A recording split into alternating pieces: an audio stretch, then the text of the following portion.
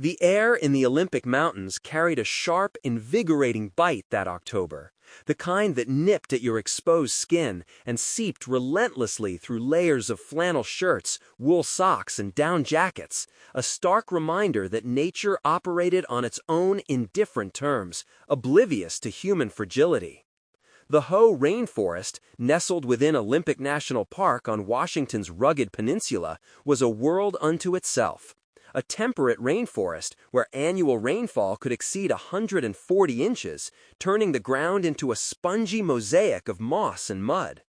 In late fall, the deciduous trees, like big-leaf maples, exploded in a riot of crimson, amber, and gold, their leaves carpeting the forest floor like a deceptive warning.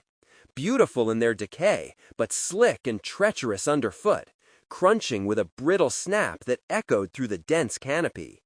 The evergreens, towering Sitka spruces and western hemlocks, some over 300 feet tall and centuries old, loomed like silent guardians, their branches heavy with epiphytic mosses and lichens that dangled like tattered veils, filtering the dim light into an ethereal green glow. Sarah Thompson, Mark Rivera, Elena Vasquez, and Jake Harlan had been plotting this escape for months via sporadic group texts and Zoom calls, a desperate bid to recapture the unbreakable bond they'd forged in their undergrad days at the University of Washington. Back then, they'd been inseparable, late-night study sessions in the dorms turning into philosophical debates over cheap beer. Weekend road trips to the Cascades, and that one infamous spring break in Portland where Jake had convinced them all to get matching tattoos, tiny evergreen trees on their ankles, a symbol of enduring friendship. But life had eroded those ties. Sarah, now 32, juggled a high-stress marketing role at a Seattle tech startup, her days a blur of deadlines and caffeine-fueled anxiety attacks. Mark, her boyfriend of 5 years, ground through 60-hour weeks as a software engineer, his once athletic frame softened by desk life and late-night coding sessions. Elena, the pragmatic one with a master's in biology, taught high school science in Tacoma, channeling her passion for the natural world into inspiring hormonal teens while battling burnout. And Jake? The eternal nomad at 31, he bounced between seasonal gigs, barista in winter, trail guide in summer, living out of his converted Sprinter van, chasing freedom but secretly yearning for roots. This trip was their reset button. 3 unplugged days in the remote Hoh Valley, far from the crowded visitor centers and paved paths where cell service evaporated like morning mist. They'd roll in on October 30th, stake out a backcountry site by a secluded stream, and trek out on November 1st, hopefully rekindled and ready to face the real world again. The drive up from Seattle took them south on I-5 before cutting west through the misty farmlands near Sequim, then hugging the Strait of Juan de Fuca toward Port Angeles. Mark's battered Subaru Outback, a 2015 model with over 150,000 miles and a faint odor of old coffee spills, handled the twists admirably, its all-wheel drive gripping the rain-slicked asphalt. As they ascended into the park, the radio sputtered with static. AM stations fading into white noise like a dying breath, leaving only the hum of the engine and the rhythmic swipe of wiper blades against the intermittent drizzle. "Perfect timing for Halloween," Jake blipped from the back seat, his scruffy beard framing a grin that hadn't lost its boyish charm, his hazel eyes sparkling with that perpetual mischief that had gotten them into countless scrapes. He lounged against a pile of gear, his flannel shirt unbuttoned over a faded band tee, fingers drumming on a worn paperback of Kerouac's On the Road. "We can tell ghost stories around the fire. You know, about the Sasquatch sightings up here? The peninsula's a hot spot, man. Folks swear they've seen them lurking in the old growth, leaving footprints bigger than dinner plates." Elena rolled her eyes, her dark hair pulled into a no-nonsense ponytail that bobbed with the car's motion, her olive skin flushed from the heater's blast. As the group's resident skeptic, she adjusted her glasses and shot back. "Sasquatch is just bored hikers in ghillie suits, or optical illusions from the fog. The real monsters are the black bears raiding your food stash, or the Roosevelt elk charging if you get too close to their calves." Sarah, shotgun with the map app open on her phone, the signal spotty but holding for now, let out a nervous laugh, her fingers twisting the hem of her fleece. She'd always been the worrier, the one who packed extra batteries and first aid kits, triple-checking the forecast on her weather app. A cold front was pushing in from the Pacific, promising lows dipping into the upper 30s at night, with thick fog and possible showers, typical for the Ho in late October, when the rainforest's humidity turned every breath into a visible puff. Mark, steady and reassuring behind the wheel, his calloused hands firm on the steering column, reached over and squeezed your knee. "We've got this. Bear spray, emergency beacons, satellite messenger if things go sideways. It'll be fine. Just us, the trees, and maybe a curious raccoon or two." They pulled into the Ho Rainforest Visitor Center parking lot just after noon on the 30th. The gravel crunching under tires in a lot that was eerily empty save for a single Ranger truck, its Forest Service emblem faded from years of salt air exposure. The air hit them like a cool slap as they stepped out, damp and earthy, laced with the pungent scent of rotting wood and fresh ozone from a recent sprinkle. Inside the center, amid displays of taxidermied wildlife and trail maps, the ranger awaited, an older man in his late 60s, face weathered like cracked leather from decades patrolling these woods, his uniform crisp but his eyes sharp and appraising under a wide-brimmed hat. He slid their backcountry permit across the counter, his voice gravelly with a hint of the local drawl. "Staying through the weekend, eh? Watch the weather. Fog rolls in thick this time of year, turns the trails into a maze. And stick to the marked paths. Folks get turned around easy in the old growth, especially with the underbrush so dense." His gaze lingered a beat too long on their group, as if cataloging their gear or assessing their inexperience, sending a subtle prickle up Sarah's neck like static electricity. She shook it off as urban paranoia, the city dweller's instinct in unfamiliar territory. They thanked him, shouldered their packs, heavy with two-person tents, 0-degree sleeping bags, freeze-dried meals like beef stroganoff and chili mac, plus essentials like water filters and biodegradable toilet paper, and set off on the Ho River Trail. The path wound 3 miles inward, flanked by those monolithic Douglas firs and hemlocks, their trunks carpeted in vibrant green moss that felt velvety to the touch, like nature's insulation. Ferns, sword ferns, and maidenhair brushed against their calves like inquisitive fingers, releasing a fresh herbal aroma with each swish. The understory buzzed faintly with life. The distant trill of a varied thrush, the rustle of chipmunks in the leaf litter, and the ever-present drip of moisture from the canopy above, even on drier days. Sarah's boots sank slightly into the soft trail, her breath quickening with the mild incline, while Jake hummed an old folk tune, his trekking poles clicking rhythmically.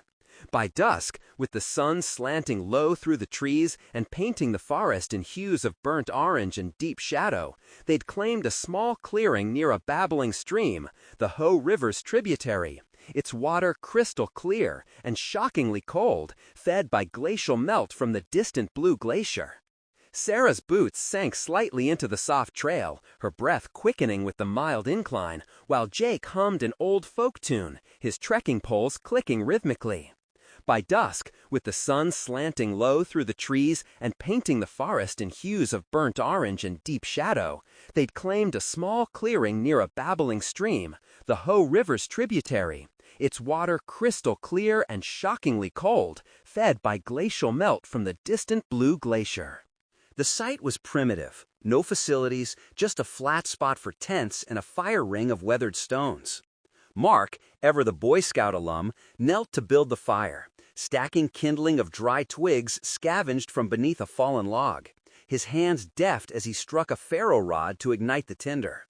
Flames crackled to life, popping with resin from the pine, sending up sparks that danced like fireflies against the encroaching twilight. Elena, practical as always, rigged the bear bag system, hoisting their food sacks, stuffed with energy bars, nuts, and those foil-pouched meals, high into a sturdy hemlock branch using paracord and a carabiner, well out of reach from opportunistic wildlife. The air grew cooler, carrying the metallic tang of impending rain, and Jake uncorked his flask of rye whiskey, its amber liquid glinting in the firelight as he passed it around. They skewered marshmallows on sticks, toasting them to gooey perfection, the sweet char mingling with the smoky wood scent. Conversation flowed like the stream nearby, easy at first, dipping into nostalgia. That epic dorm prank where they'd filled the RA's room with inflated balloons, or the heartbreak of Sarah's college breakup that had the group rallying with ice cream and bad movies. But as the sun vanished below the jagged ridgeline of the Olympics, casting elongated shadows that clawed across the ground like skeletal fingers, the talk veered into murkier waters. "You ever hear about the Olympic Peninsula disappearances?" Jake leaned in, his voice dropping to a conspiratorial hush, the fire reflecting in his eyes like embers. "Back in the 80s, a group of hikers just vanished without a trace right around here. Rangers found their tents slashed open, gear scattered, but no blood, no bodies. Some say it's the mountains themselves swallowing people whole. Or maybe Bigfoot's got a den nearby. There've been sightings for decades, footprints found along the riverbanks." Elena scoffed, poking the fire with a stick and sending up a shower of sparks. But Sarah felt a genuine shiver ripple down her spine, pulling her jacket tighter against the chill that wasn't just from the dropping temperature. The wind picked up then, sighing through the branches in a low moan that almost sounded like distant, mocking laughter. Mark cleared his throat and steered them back to lighter topics, plans for tomorrow's hike. But the seed of unease had been sown, burrowing deep into the fertile soil of their imaginations, waiting for the night to nurture it into something far more terrifying. That first night unfolded in a deceptive calm, the kind of quiet that amplifies every subtle shift in the wilderness, turning the ordinary into the ominous. The temperature had dipped sharply after sunset, hovering around 38 degrees Fahrenheit, according to Sarah's portable thermometer. The cold infiltrating like an uninvited guest, seeping through the tent floors, numbing toes despite the thick wool socks and insulating pads. They had paired off naturally. Sarah and Mark in their REI half-dome tent, a compact two-person shelter in muted green that blended seamlessly with the ferns. Elena and Jake in a similar model a few yards away, its nylon walls whispering faintly with each gust. Zipped into their mummy bags rated for sub-freezing temps, they lay there, cocooned in synthetic down, listening to the forest's nocturnal symphony, a layered orchestra that felt both soothing and subtly threatening. Barred owls hooted their rhythmic "Who cooks for you?" calls from high branches, their voices carrying eerily through the damp air. Branches creaked overhead like old bones protesting the wind, and the nearby stream murmured incessantly, its glacial-fed waters tumbling over smooth stones in a low, secretive babble that could almost be mistaken for hushed voices plotting in the dark. Sarah, her mind still buzzing from the day's hike and Jake's tales, stared at the tent ceiling, her breath visible in faint puffs illuminated by the dim glow of her headlamp. She woke abruptly around 2 a.m., heart pounding in her chest like a trapped animal, convinced she'd heard footsteps, soft, deliberate crunches on the leaf litter, circling the camp in a slow, predatory arc. Was it a bear, a cougar, or something less tangible? She nudged Mark, whispering urgently, her voice barely above a breath to avoid waking the others. He stirred groggily, his arm draped protectively over her, mumbling through half-sleep, "Just deer, babe. They forage at night. Go back to sleep." His reassurance felt flimsy in the moment, but exhaustion pulled her under again, the footsteps fading, or had they ever been real? Morning arrived with a gradual lightening of the sky, the dense canopy filtering the dawn into a soft, diffused glow that painted the clearing in shades of pearl and gold. The cold had left a thin frost on the tent flies, crystalline and sparkling like fragile diamonds, but the promise of activity chased it away. Mark fired up the jet-boil stove, its blue flame hissing efficiently as he boiled water for coffee. Strong, black French roast from a Seattle roastery, poured into enamel mugs that warmed chilled fingers. Elena scrambled eggs over the rekindled fire, using a lightweight skillet and powdered mix augmented with dehydrated veggies. The savory aroma cutting through the crisp air and stirring appetites honed by the previous day's exertion.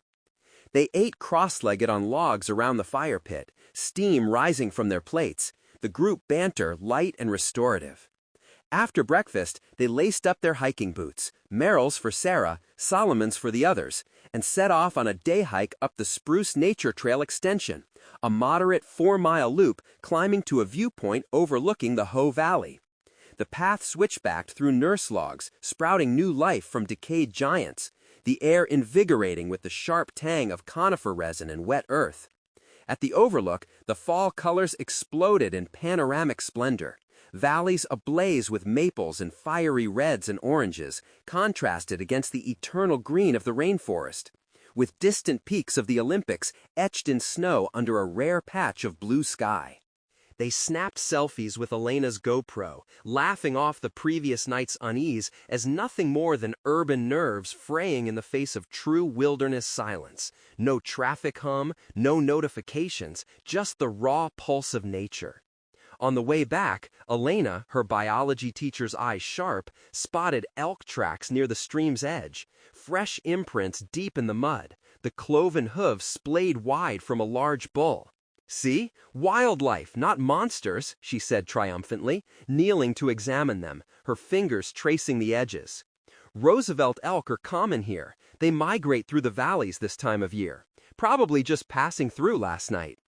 The rational explanation buoyed their spirits, but as they returned to camp in the late afternoon of October 31st, Halloween, the weather shifted ominously. A thick, milky fog began to roll in from the west, born of the Pacific's moist air colliding with the cooling mountains, swallowing the treetops like a living entity, tendrils curling down branches and reducing visibility to a hazy veil that muffled the world. Undeterred, they decided to lean into the holiday spirit, transforming their remote outpost into a makeshift All Hallows Eve celebration. Jake, with his flair for whimsy, had secretly packed a set of cheap plastic masks from a dollar store in Seattle, a garish clown for himself, complete with a red nose and maniacal grin, a pointy-hatted witch for Elena, its green face warted and cackling, plastic vampire fangs and a cape for Mark, and a translucent ghost sheet with cutout eyes for Sarah. "Come on, it'll be fun," he insisted, donning his with an exaggerated grin that pulled his beard into comical tufts, his voice muffled slightly behind the mask. They piled more wood on the fire, dry branches foraged from fallen snags, building it higher until the flames leapt erratically, casting a warm orange glow that pushed back the encroaching fog but danced wildly in the swirling mist, creating illusions of movement at the periphery. Whiskey flowed again from Jake's flask, this time mixed into hot apple cider from a shared thermos, the spiced warmth spreading through their veins like liquid courage, loosening tongues and inhibitions. Stories escalated around the crackling blaze.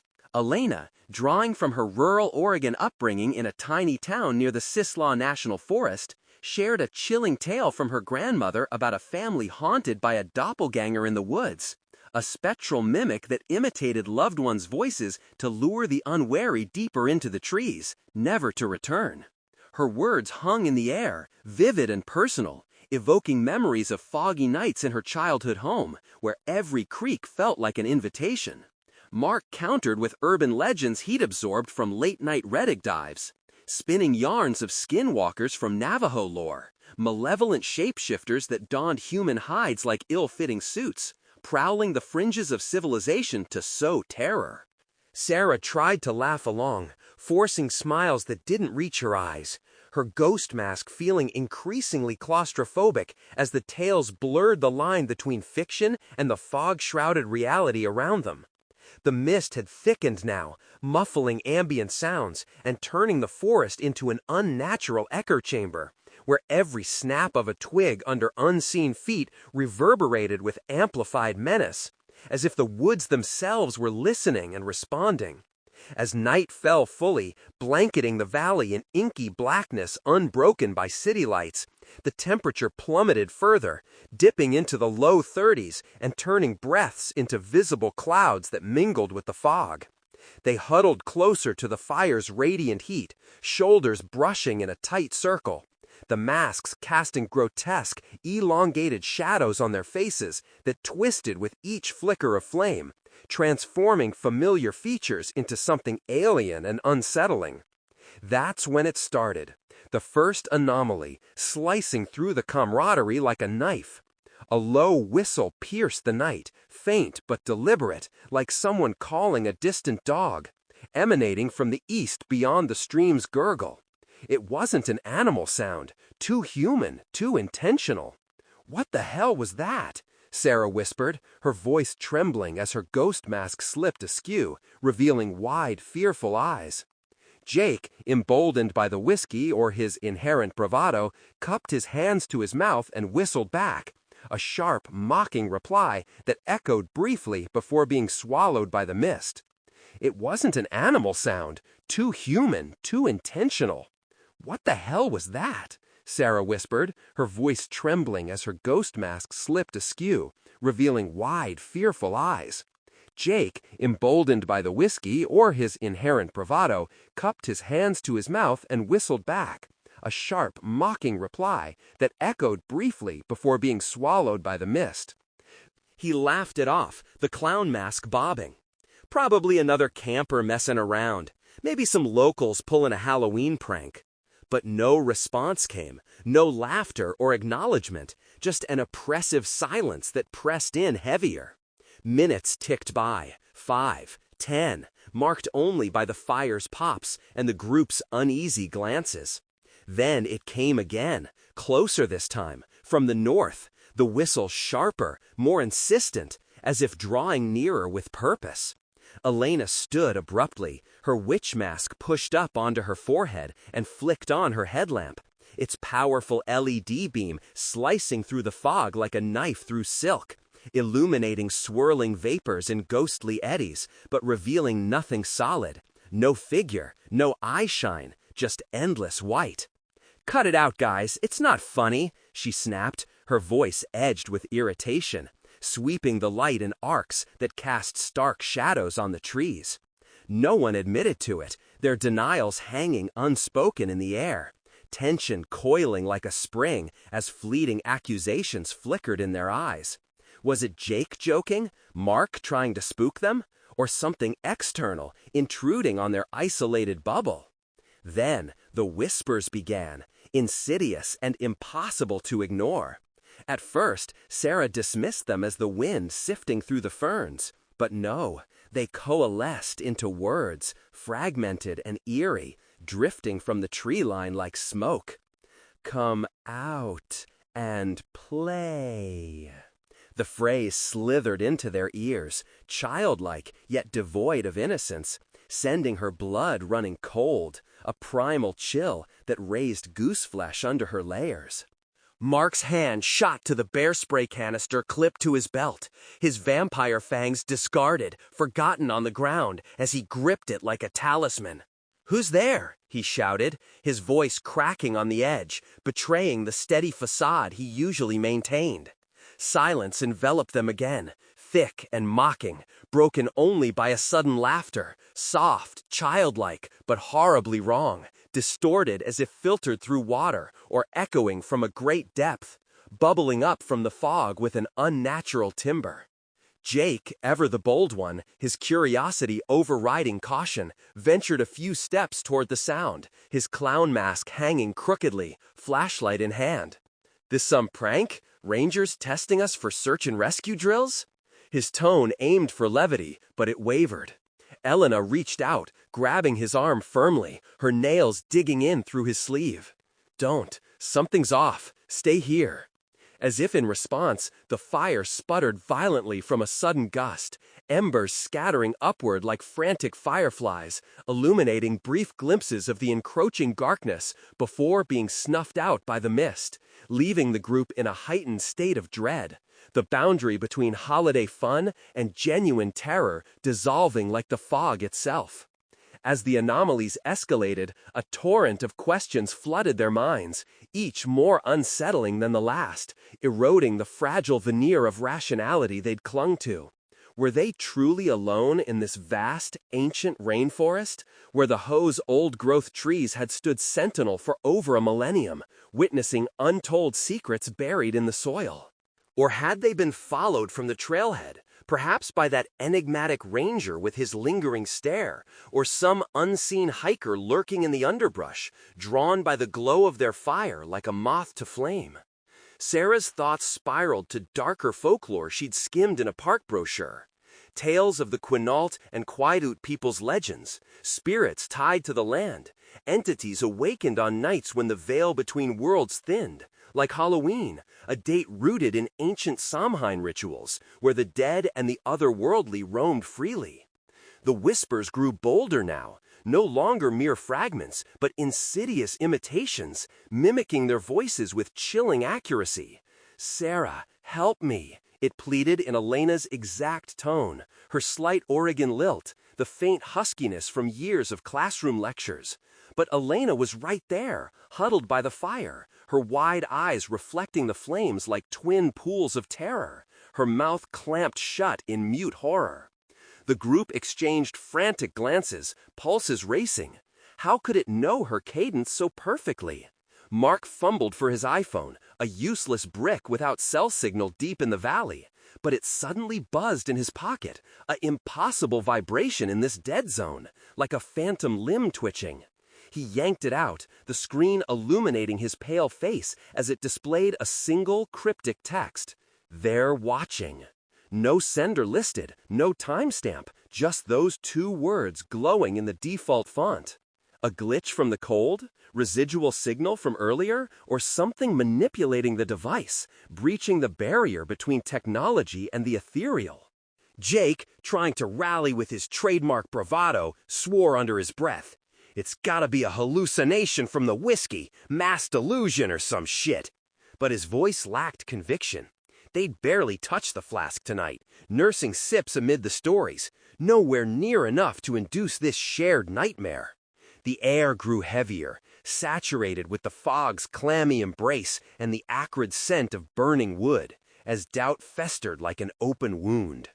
All hell broke loose around midnight, the witching hour when the forest seemed to hold its breath, amplifying every dread.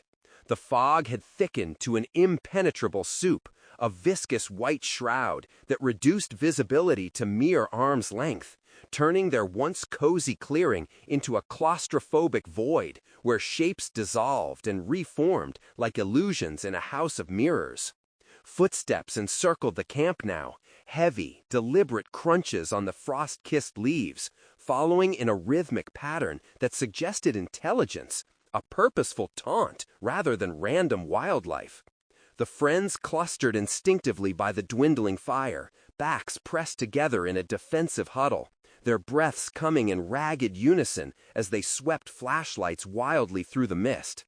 Beams cut futile swaths, revealing only swirling eddies and the ghostly outlines of ferns. But the sounds persisted, closing in like a noose.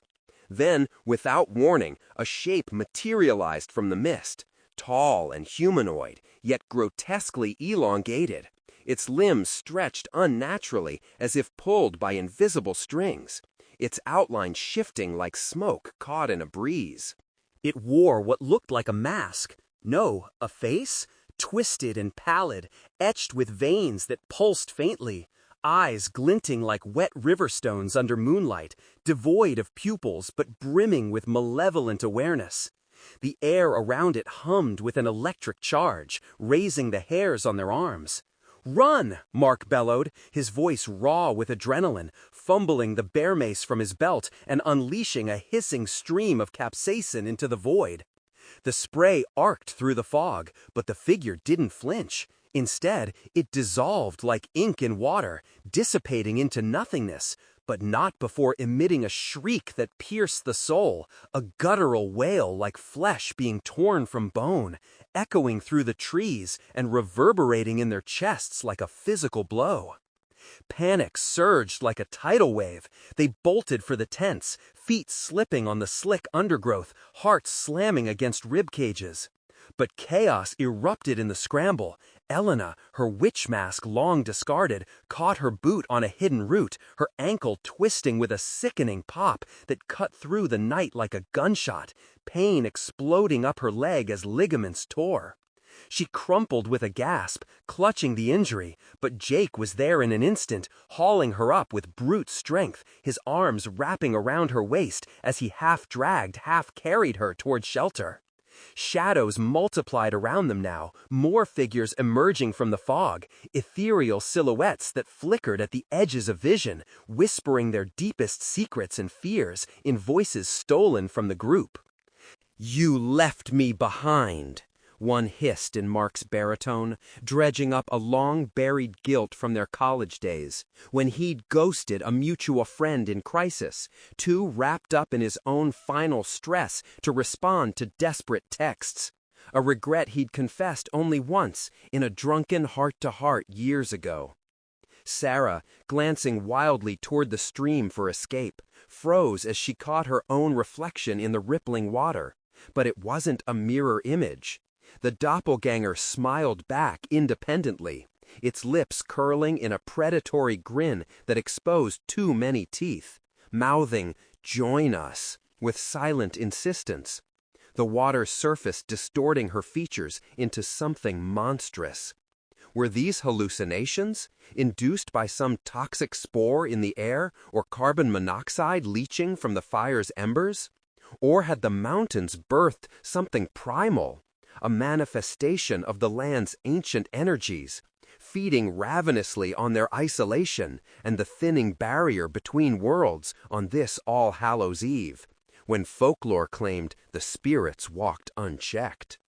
They barricaded themselves in the tents at last, zipping the flaps with trembling hands and piling gear against the entrances like feudal ramparts, hearts hammering so fiercely it felt like they might burst. But the assault only intensified, relentless and psychological, as if the entity, or entities, had penetrated their very thoughts. Scratching assailed the nylon walls, slow and deliberate like nails on a chalkboard, dragging in patterns that suggested claws or fingers testing for weakness, the sound grating on exposed nerves. Voices overlapped in a cacophony outside, a chorus of regrets, lies, and the group's hidden fractures laid bare. Sarah's illicit affair with Jake last summer during a girls' weekend in Portland, a momentary lapse born of loneliness that she'd buried in shame. Mark's escalating gambling debt from online poker sites, racking up thousands in secret to chase the thrill of a win amid his mundane job. Elena's quiet pill addiction, popping prescription opioids stolen from her school's nurse station to numb the exhaustion of teaching ungrateful teens. How did it know these intimate betrayals, these skeletons they'd never fully shared even with each other? The revelations hung in the air like accusations, sowing seeds of distrust amid the terror.